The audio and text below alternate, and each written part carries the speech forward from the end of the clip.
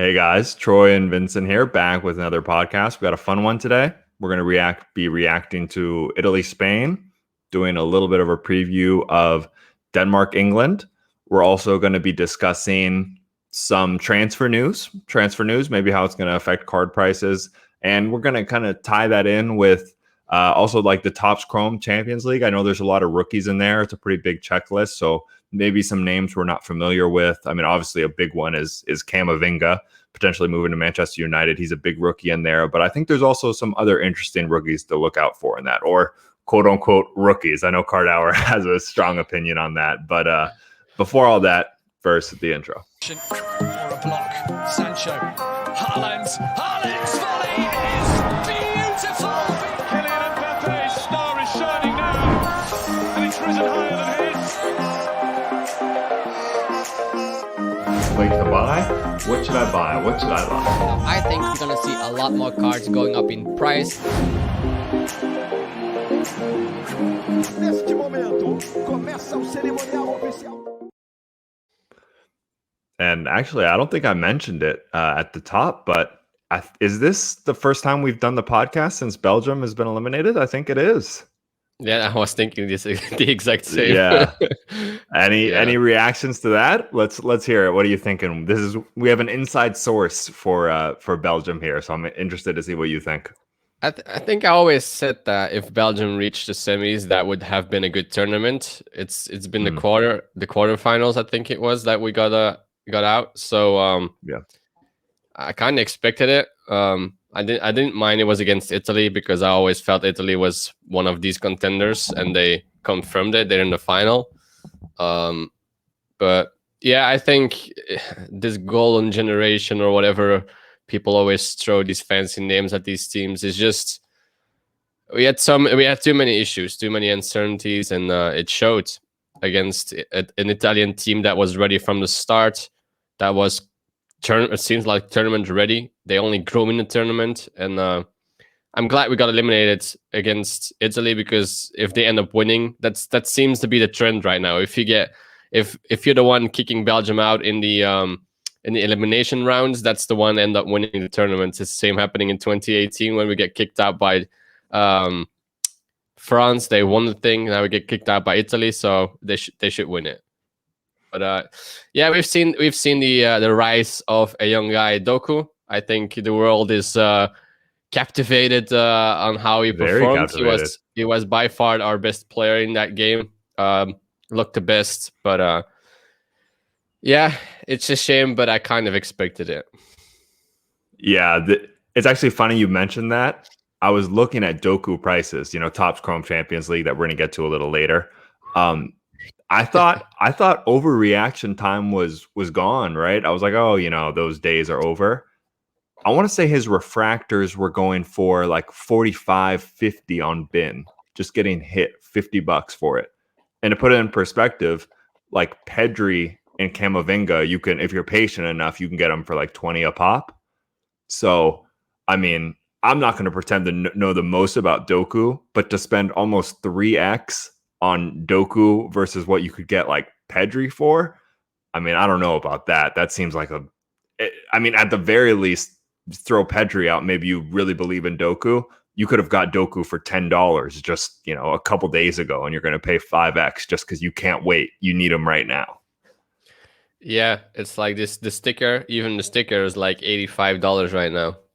And I kind of get it because it's from a Belgium set. It's the same set as the Lukaku rookie. So people in Belgium don't care about sleeving that up and putting in top loaders and grading it. It's just whenever you have it in Belgium, that's going to be in the album, or you have some spare. But we don't care about grading and sleeving that stuff up. So if you're going to find one, it's going to be hard to get even at 10 or even getting it. So I kind of understand the price, because if he becomes that player in 10 years time, we don't know, then you still have this 85 would be a steal, because it's so hard to find. That's already pretty rare to find a good looking sticker on that. But yeah, you can also not order them from any website anymore. They are really stepped up their game in letting people order stuff from their site. So if you don't get it, you can't get it from the Panini website. You have to go to people that actually pull it from the pack or something like that. So it's gonna be hard to find these stickers in, let's say, 1 year. Well, I was thinking I was going to ask. I have to imagine though, when did that get released? Like last year? You're telling me there's 2019, not 2020. there? Yeah, there still has to be packs of that just sitting in Belgium, though, right? If you wanted to go and buy them. If you wanna get Pro League packs, it's gonna be 2020, 2021. Mm-hmm. So that's gonna be easier to find. I look. Yes, I think yesterday or the day before, I was trying to find packs on sites I normally use for my stickers. Nothing out there. It was only 2020, 2021. So even 1 year after, it's already probably if I keep looking, I will probably find some. But that's Mm-hmm. me. That's an advantage of me being. I can use the Belgium eBay much easier than probably other people. So even for me, trying to find these is already pretty hard. Interesting. We may have to be in talks there. We might have to figure something out with some of those stickers. But you know, I was seeing some last thing on Belgium. I was seeing some comments, people talking about what happened. There were some people who thought you guys just didn't have the quality needed to win the Euros, which I was kind of interested to hear. I mean, you definitely have the top end players, right? Obviously, De Bruyne wasn't maybe not 100%, but he was there, and you have some real stars. But Yeah. I think across the board, maybe you could make that argument. What do you think? Yeah, I think that's why I said we were not gonna win it. I think being favored for a tournament takes more than just quality players. If you take a look at our backline, it's pretty old. A lot of them didn't have the best of seasons. A lot of them didn't really play at all this season. Like taking Shadley, for example, I think he played like 15 games, I was injured all the time. Witsel just came back from injury. Kevin De Bruyne just got an injury from the Champions League. Eden Hazard played 15 games in 2 seasons. Carrasco, I mean, he's all right, but he's not like a superstar.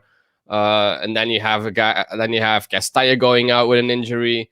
I mean, you guys were playing the ghost of Vermaelen back then. I definitely messed up that name, but I was like, wow, I didn't even, this guy's still playing?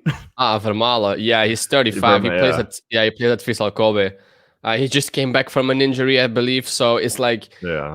We might have the names, but we were far from tournament ready. And in the group stages, we can get past it. But I said it before the elimination rounds is like it. Everyone needs to stay healthy. We were one injury away of totally crashing down, and maybe not one game, and you can get past on talent some games. But over a long haul, it's always going to show that you need all your players and all your best players healthy. Like not having a full fit Eden Hazard and Kevin De Bruyne is just what hurt us. And the only guy up front we had then was Lukaku.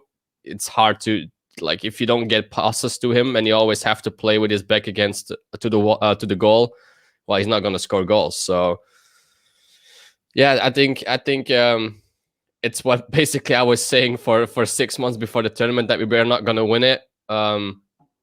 So yeah, it's a shame because golden generation, what does that really mean? We had the names, but I think we had a much better chance winning the 2018 World Cup than winning this. So it is what it is. Yeah. But I'm still glad that we went out to the potential winner. So there's no shame in that. For sure. And I think, obviously the World Cup is the big prize. I think it might be a little ambitious to talk about winning that at this point for Belgium, but they have enough. They already proved it. They have enough talent to be competitive, and they have a whole year to kind of figure things out and see what happens. You really never know. I think that's, if the Euros has taught me anything, It's that you don't know for sure. But moving on to, another big game that happened, Italy, England. Let me get this out of the way first. And let me be very clear. This was all luck. But the 3 people I talked about before the tournament who were under the radar. England? Excuse me. Italy, Spain. Italy, Spain. See, look I don't even need to say I'm not an expert. I've made it very clear with the countries I'm saying. The 3 people I talked about before the tournament. Thorgan Hazard, Alexander Isak, and now Chiesa with a big goal. I mean, it was beautiful. And, I was definitely rooting for Spain, but, seeing Italy go through, it's just kind of seemed, since the beginning of the tournament, right? It's kind of seemed like it was destined, like the way they were playing. Yeah, I mean, Spain were more dominant in the first half, basically the whole game. They had the possession. That's exactly what we expected to happen. Like they controlling the ball, and Italy was just fine having that because they hadn't conceded a goal from open play in 13 games. So they were very comfortable at this position, like just speculating on the counter. Let them just have the ball, let them pass around, like just don't care at all. And Spain was play with a high backline because of that, and they wanted to try to exploit that, and that's exactly what they did. So even though you have the most possession and the most shots on goal, it doesn't matter. Like I think at one point Italy had like 35% possession and they were 1-0 up. So it doesn't matter how much of the ball you have or how many shots on target you have. It's about scoring goals. And if there's one thing that Spain struggled with, even though they scored 12 goals in 3 games, that was scoring. I never felt like they were. I don't. It's strange to say that they had an issue scoring, but they definitely had, and it had to be Morata coming in and scoring that one goal as well. So yeah, Well, I mean, it's but a huge goal from Chiesa. That was a very nice goal. beautiful goal. And it's funny you mentioned Morata. It's funny he scored, didn't he? I just saw someone on Instagram story they were burning their Morata Prism card. I guess because he missed the penalty or something. I think Tough, so. tough love for Morata there. He's just trying his best.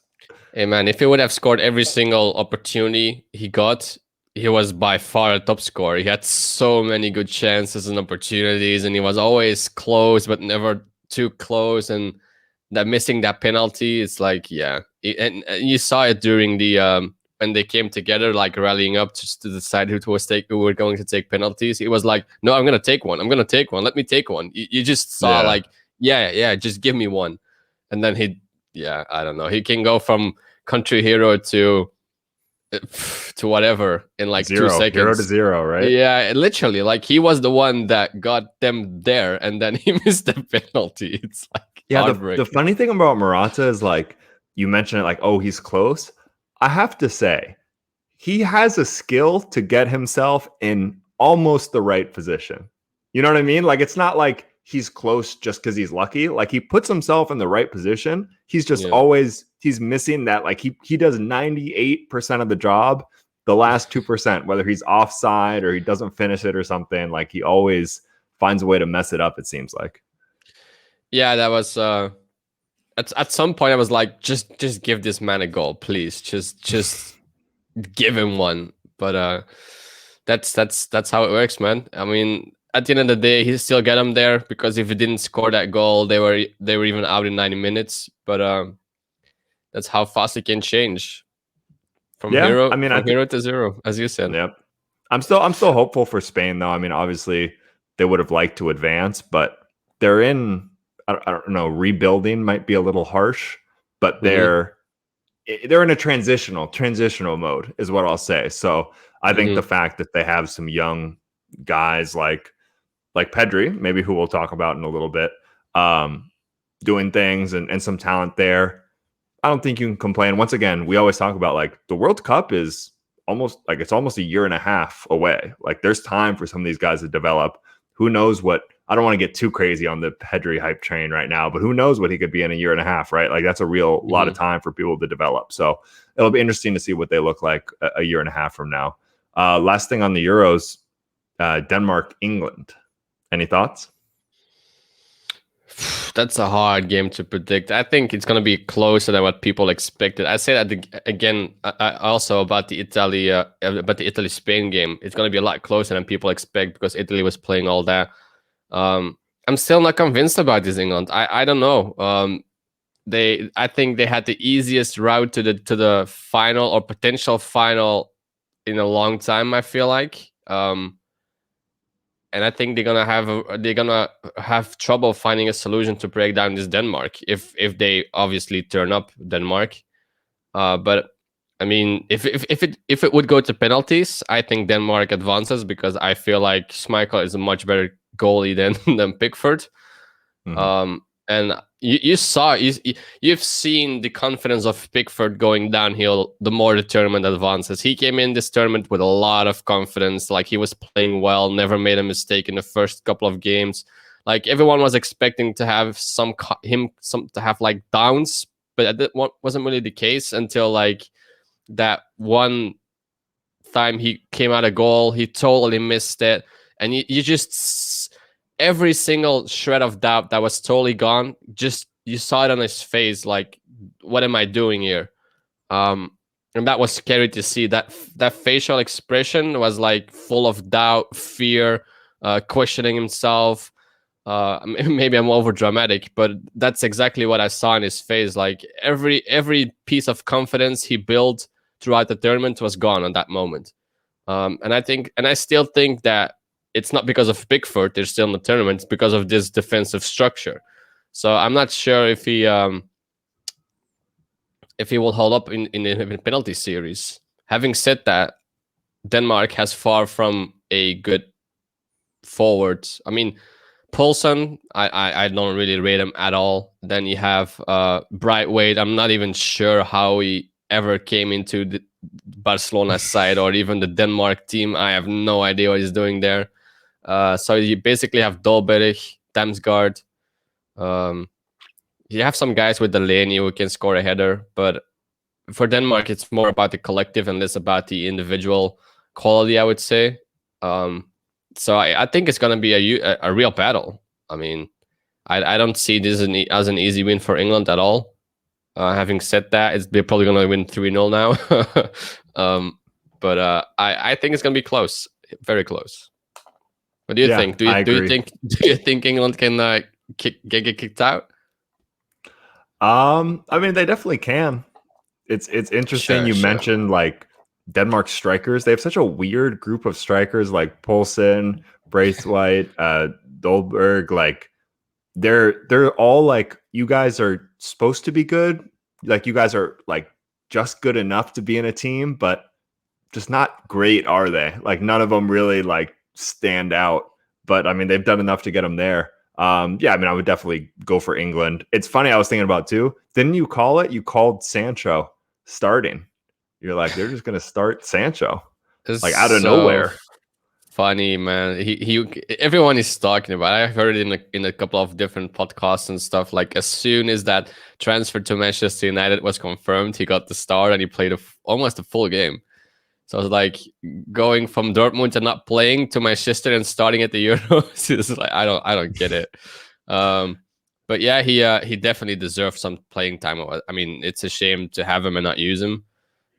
He's something different than Saka and Grealish, obviously. But I think he played well. So, and they won 4-0 too. So, yeah. Can't complain about that at all. But that's actually a perfect transition. That's, we can sit here and guess on Denmark, England all day, but we really have no idea. So but we'll be tuned in. We'll be interested to see Jadon Sancho moving to Manchester United. I mean, that's probably has to be, right, the biggest news of the window so far. Any further thoughts on that? It felt like it was a long time coming. Yeah, everyone was waiting like a year on that. I think it's the longest transfer ever or something like that. Like it took a long time. And they also got him for less than what they would have paid for last year. So I think they did a great job. I think Manchester United still finished strong last season without him. So about that transfer, yeah, I mean, everyone always says you have to go to the Premier League to make a difference and all of that. I kind of disagree, but I mean, for his card prices, it's obviously good. I think we've seen an increase just for him moving. I don't really understand.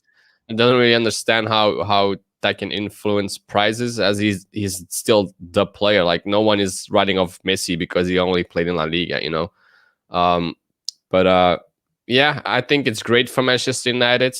They will enjoy having him. It's still, but then again, like, who are they gonna take out of the team? He play from the right. He can play from the left, but he probably play from the right. So does that mean that Rashford is going as a center forward and Greenwood is going to go on the left? Or does that mean that Greenwood is completely missing out because you have Rashford on the left, Cavani in the middle, or Martial and Sancho on the right? So someone has to give up his spot, and it probably will be Greenwood. So again, for people holding Greenwoods, it's all of a sudden not looking good anymore, because he can get a loan move out to another Premier League team, or even like a mid-table team somewhere else, and that's your guy gone for maybe 1, 2, 3 years before he comes back. I'm just speculating, but that can definitely be the case. So it's not always good for other players, for new players to come in, unless he plays at the center as a center forward. But I don't see Greenwood starting over Cavani or something, so, or even Martial. So we'll see. I mean, I've never been fully convinced by Greenwood, and I'm definitely not convinced for him as a full-time center forward. That's for sure. Okay. I mean, we'll see what happens. But going back to more like your comment on Sancho, like, why does that raise prices? I do want to talk about that a little bit. Something I've always said to people who are new, whether it be soccer or 20 minutes in basketball, I always say, think of jersey sales. That's how I think about card prices. Like, if you think their jersey sales would increase based on something, whether it be a playoff performance, even something as dumb as being in Space Jam, right? Like some of these type of things, like most of the time that's going to increase their card prices. Sancho moving to Manchester United, how many more kits, how many more jerseys is he going to sell at Manchester United versus he would sell at Dortmund? A lot more, I guess.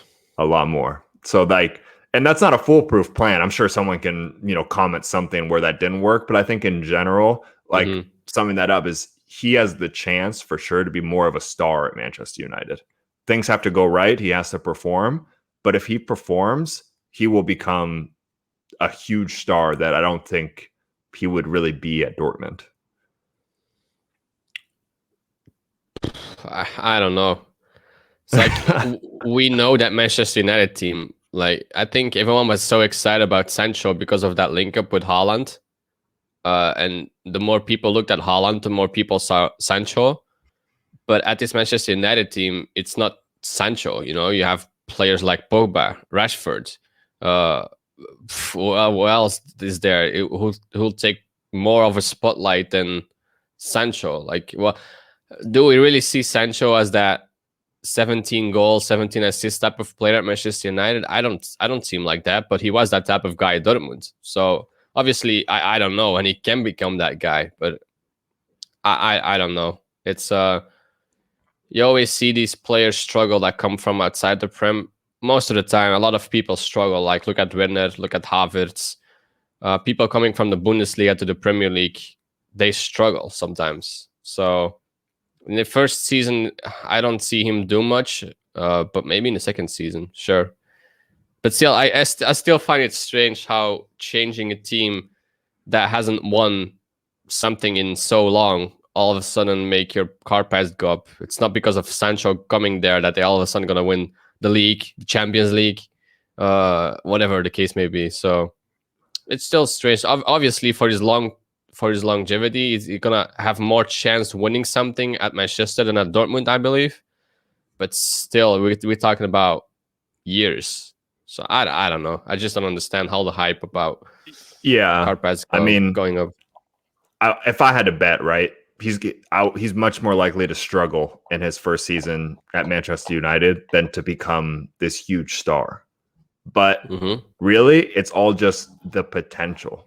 Like his ceiling at Manchester United, like what he could possibly become in terms of a star, someone who's once again selling jerseys, is way higher at Manchester United than it was with him just staying at Dortmund, which actually leads me into my next thing. That's a perfect example as well. Camavinga potentially moving to Manchester United. What are the odds that Camavinga becomes, I don't even know. I feel like it's disrespectful to even mention some of these great like midfielders who play at Man United, like a real Man United legend. What are the odds of that? 1%, something less than that probably. But now that he's there and you can imagine that path for him, it has, I mean, it's stupid, yes, like especially like if you just run out and go do bins when someone gets a transfer. It's not really logical, but like it does make sense in the sense of like his ceiling is way different now. Like if he's on Manchester United, potentially what could happen to his card prices, that's Yeah. going to raise what they are now based on like what they could be in the future. And like the transfer logically, like it does that. Yeah, makes sense. And at the end of the day, it's still all speculation. Like looking Yeah. into the future is something unfortunately we cannot do. But I kind of I can see that like the path to him becoming great is now if he decides to move or if he ends up moving. But are they gonna take out Fred? Are they gonna take out McTominay? Are they gonna take Yeah, it's out fine with me. Pogba? Fred can hit the road. Yeah, I mean, definitely. But I watched the first half of the semifinals in the Copa America, and he was looking really good there with Brazil. He was playing very well. So again, it's like this difference between domestic leagues and country. But I would take him out as well. But looking at him in the Brazil team, he looked very very good. Yeah, I'm not going to pretend like I didn't get to watch the full match, but I definitely did see one clip. It was Neymar and I forget who it was, but like doing a little interchange, like back heel, back heel, back heel. Neymar passed it, and then Fred tried to do a back heel, just didn't go anywhere. So maybe I'm a little biased because Neymar was like, "What was that? Just pass it!" Like he had the run in. So, but yeah, no, there's going to what you're saying though. The path to success for Camavinga at Man United is tough. Like people are saying, like, especially if you're not really don't have the most knowledge of the soccer world. Like we think like, oh, Camavinga is a big name. He's going to be right in there and be this star. It's like, no, that's not how it works. Like there's definitely a scenario where I don't want to say struggles for game time. Like if they're paying that much for him, he's going to play, but maybe like definitely not like a nailed on like starter. You know what I mean? That's for sure. Best example is Van de Beek. Like, what was it? 50, 60 million, playing well at Ajax, going to Man U, not playing at all. Can happen just like that. Can happen to anyone. So, yeah, it'll be. I want him to move, though. I'll say that. I'm excited. I would love to see him at Manchester United. I'm excited to see what happens with that. Other transfer news, I guess just a quick one. Conrad De La Fuente to Marseille from Barcelona B. I think they have a buyback clause. I'm excited. You know, I think that's a good team. So he's going to have to fight to have a spot there and perform, especially coming from basically Barcelona B. He didn't really play much at all from Barcelona. So that's still a big leap. It's not like he was even a rotational player for Barcelona. And then, okay, he's at Marseille. He'll probably start. Like, we'll see what happens with that. But him and I think I'm saying this, Anthony Robinson, potentially there's rumors of him going to Man City, actually. So those are two guys I picked up recently. Just to have fun, really. U.S. men's national team guys, and they're pretty cheap as well. So that's something I've been doing a lot lately. Probably maybe a little bit too much, but now that I have a good amount of money in Messi and Ronaldo, and even like Cruyff and some of these guys, for $20 here and there, I've just been kind of having fun picking up like De La Fuente. I finally got my first Ricky Puig card, so I'm excited with that too. There you go. Yeah, I mean, it's always fun to speculate, and if it's only about $20 or $30, just why not? And you always have that American factor to them as well. Like it doesn't take much. It's not going to take much, really. One or two goals for De La Fuente if you're looking at it purely financially. Maybe. Sorry, go ahead. Yeah, I was about to say, like, even if they don't perform, just him being an American and appearing in one highlight video of him scoring 2 goals for Marseille would be enough to make his card prices jump. Probably speculating, obviously, but that's what we've been seeing. And at the end of the day, they're American. If they get their opportunity for the national team and they score a goal there, prices will probably go up as well. So yeah, these American players going to Europe, we've seen that quite a lot.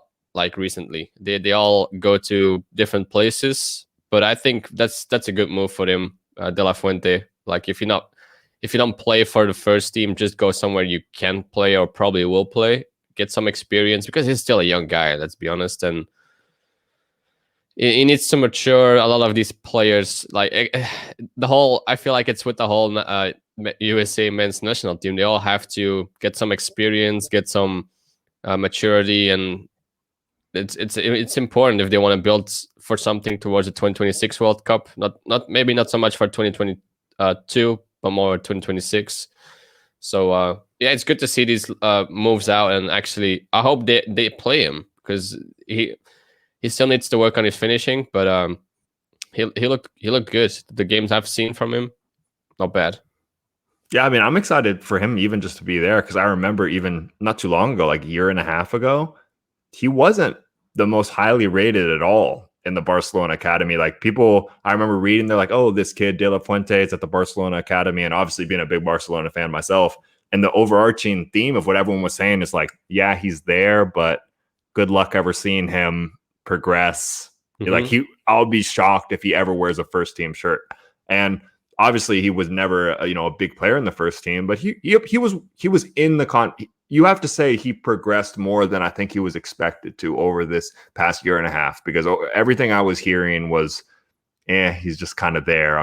He doesn't seem to be a real prospect for the future. So for him to be at a team like Marseille, that's still a good team. And for him just to have a chance, it's all an odds game, right? How I look at it with these U.S. men's national team guys, so many more of them will flop than ever become anything. But now we have so many in different teams. Before it was just like, all right, Julian Green, hopefully you turn into a star. And now it's like we have people in all these different spots. So I feel like odds are kind of more in our favor.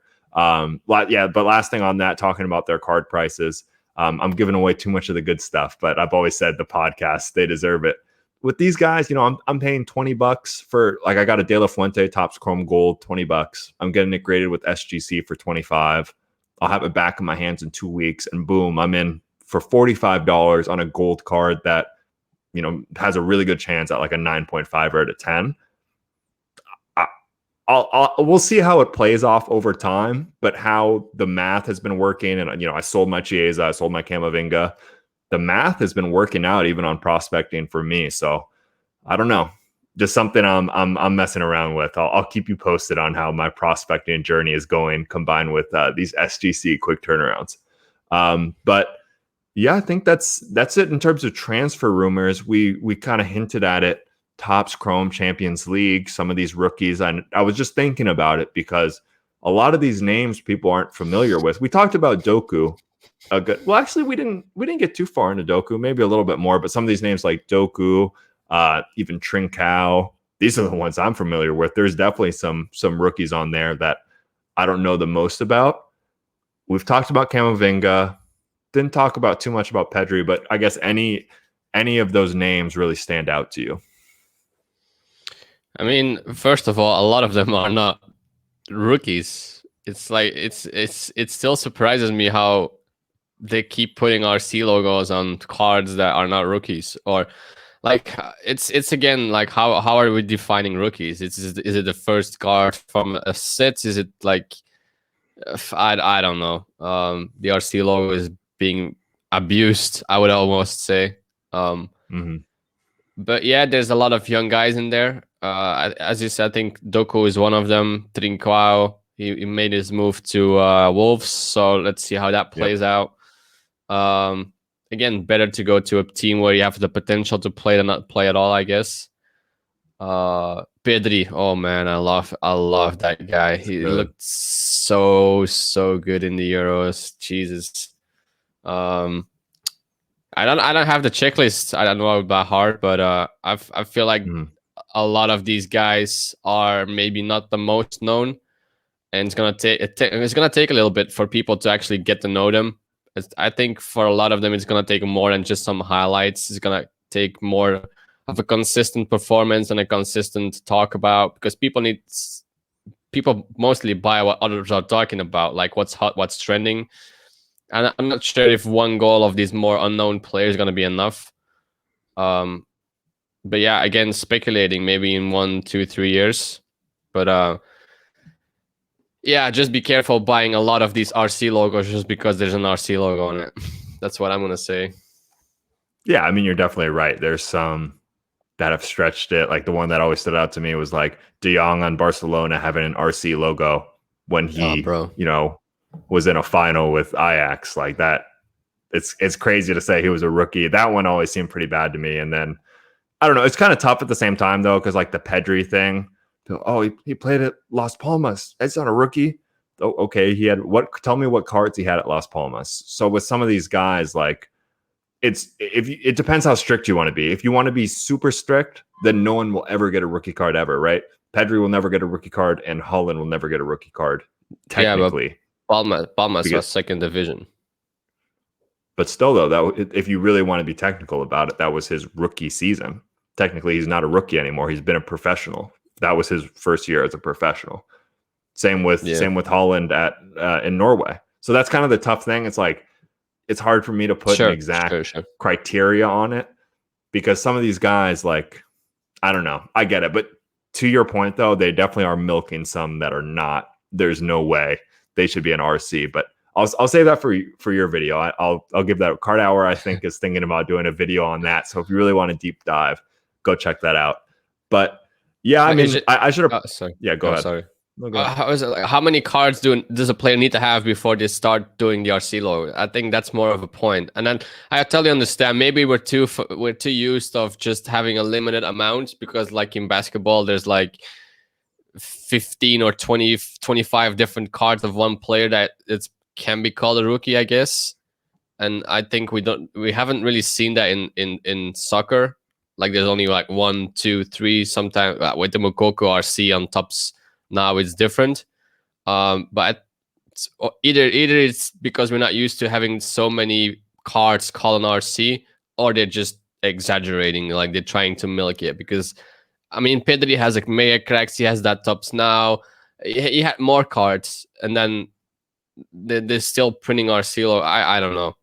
Sorry to interrupt you. No. Here's why I'll strongly agree with you. There are a lot, especially in soccer now, there is a ton. Like how many cards Pedri and Camavinga have. Even if Pedri becomes something special, this is my hot take of the day. Your Pedri Merlin, even if it's numbered out of 99, will be worthless. No one will want that. Same thing in basketball with Chronicles isn't a good example, but there's like Illusions. There's some garbage basketball products. Even if it's numbered out of 99, people got into this low pop. Like people are like, oh, it's low pop. It's out of 99. It's Illusions. No one will want it. And it's a little different because during the junk wax era, like there weren't numbered parallels, but like so much of this stuff is printed. But if you look at, like some of these guys like, Shaq, Ken Griffey Jr., they had a ton of different random ones that people don't want them. They don't want them. It doesn't matter that it's a Shaq rookie because it's like a set. Like, why do I want, I don't even know off the top of my head, those kind of weird sets they had. They don't care. It's not, people are only going to want a certain number one. And I think people are kind of getting tricked with some of these numbers that they have, or like, this is a parallel. When there's so many, like they can't all be worth something. It doesn't matter if they turn into a good player. Yeah, I agree. I think sometimes people look more to it's out of 10, so that must mean it is gonna be worth a ton. Well, if they print a 1 out of 10 in the next 15,000 sets, it's not 1 out of 10 anymore. I mean, I have this doubt about these out of 10s and then these created scarcities. Because what does that really mean? But that's just me. I mean, obviously, people pay a huge amount of money for a 1 of 1 Haaland or whatever, 1 of 5. So who am I? But I just be careful not to buy just a rated rookie card or an RC logo card because it has that on it. I think it's also hard because how can you like fix that? Like there is no quick fix, there's no real fix, because at the end of the day, if it's an RC logo, you cannot argue against that. If people see the RC logo and that's what other people have been saying, like you have to look at the RC, then that's just how it's gonna go. Like there's no judge in this, so there's no rules. Well, you want to see what's gonna fix it? Here's my great American capitalist side. The market will fix it. What's going to happen is Panini's just going to keep doing it. They're going to add, this year it's Merlin. Next year it's going to be Merlin premium stock, and then Merlin premium stock XRC. Like they're just going to keep going. They're just going to do more Mosaic. X times 2.0. They're just going to keep doing weird soccer products. But, even I think like 3 or 4 years from now, people are going to be like, wait a minute, I have a Pedri Merlin and he's good and it's worth nothing. I'm never buying Merlin again. I don't mean to talk bad about Merlin. I'm just using it as an example because it's one that comes to mind. People are like, why would I buy this? Or my Zion Illusions is worth nothing. I'm not buying this anymore. This is garbage. And then it won't move. And then all of a sudden then things are going to start correcting themselves. That's my prediction. So I think right now, people are just buying whatever comes out because of, the mode we're in, the COVID mode. But even now it's starting to happen. You see that Mosaic and Topps Chrome Champions League hobby boxes hey, man, I bought one. I took a killing on that, or took a killing, got killed, something like that. I lost money on it. That's what happened. So I think we're already starting to see it. And I think that'll just continue over time. Yeah, the same with these prices on these Topps Finest. The newest one was at like 310. It's like, what? It's still so expensive for Topps Finest. I do feel like people are getting more educated, and we see prices become more logical, I would say. Even these Donruss 2018 boxes, I was buying them for 60 before the boom. Then they turn into like a $500 box or something stupid like that, and they've been going for 160, 180. So they're becoming affordable again, which is obviously great news. But you see these prices coming down, and I think it's I love to see it. It's not so much for the flippers maybe, but I'm still so used to these pre-boom prices. So even the old stuff, right? Like I was on Blowout, and in general, some of the people on Blowout are just the worst. So, but I'm agreeing with them in this case. They even put in the thread. They were like, at this person, he was saying like, I think it was the 2010 World Cup boxes. He put this long thing. You guys, there's no way they can go down. Just look at the blah blah blah. Like using all. He's like, you're making a huge mistake if you're not buying now at 2000. You're gonna regret it. And then now it's like, it went down like 60% or something crazy like that. So it's everything. But yeah, I guess my last thing on all these different things, I have a Camavinga foot rookie. It's like a BGS 9. Shout out, actually, there's zero chance you're watching this, but a subscriber basically gave it to me. Like he's like, hey, I'm a huge fan. Like I'll just give it to you for what I paid for it, which was like $70 or something. Like it was at least 50% off market value. So I made a pledge to him though. I was like, I can't sell this now. I was like, you gave it to me. Like it really does. It means something to me. I was like, I can't sell it. So excuse me for talking about it in these terms, because I really won't sell it. I'll take my chances with that one versus the Merlin out of 99. Not even a conversation. I'll from a purely financial perspective, I think I'll do better on that one, but only time will tell. And we will leave it there. Thank you guys for watching. Appreciate it. Like and subscribe as always. And we'll see you next time. Peace.